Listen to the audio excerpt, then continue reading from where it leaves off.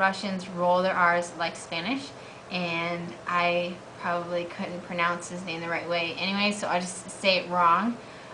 He is from Russia. He's been playing Go since he was 6. So he was playing on a very large board when I went to, and he taught me like a little bit of how to play it. So I know the basics. The only thing that really interests me out of the game is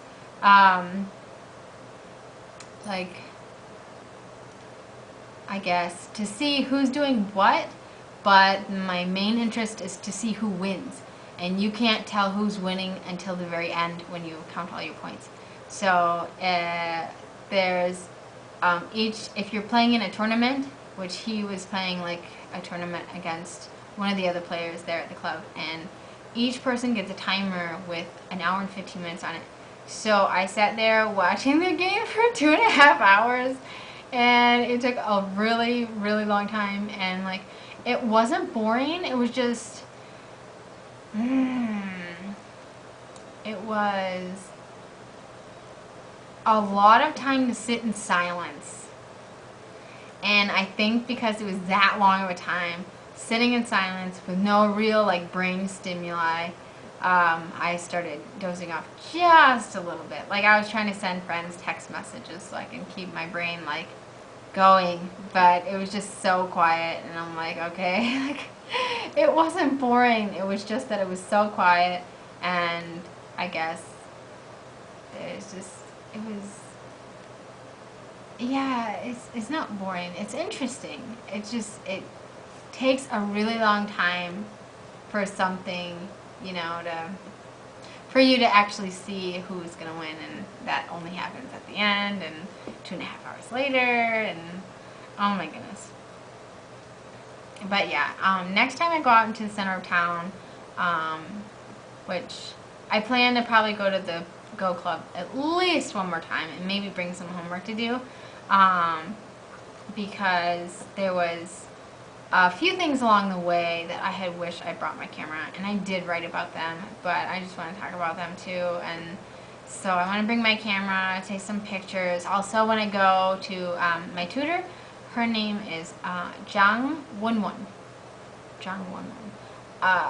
Her where she lives is so different looking from what the campus here looks like, and extremely different looking from Marquette, Michigan. So I'm also going to bring my camera the next time I go there. Before we stopped at Jang Won-won's house, or apartment, we went to a place where it's a building. It had a bunch of different things. The very bottom floor was a market. I think the 3rd or 4th floor up was embroidery. I think the women that work on that, that's what they do for a living. And Jang Won-won, she's been taking lessons in embroidery. And I asked her if I could learn some, and she said that for the 2 months that I'm here, I might be able to make a very, very, very small embroidery. And what they do is they, it looks like they draw with pencil on, I don't think it's silk, but some kind of fabric. I'll have to ask. I don't think it's silk, but they draw a very vague, non-detailed picture, like say of a flower or a butterfly, and they stretch a fabric, which it might be silk, but I really don't think it is. And then you just pretty much you wing it. Yeah, there's a lot of different kinds of, I guess, not brush strokes, because this isn't painting, directions, I guess, to put your needle through and stuff. So we're going to go with a very, very simple one, and I'm going to see if I can get more students interested to go and take lessons, and then maybe so we could have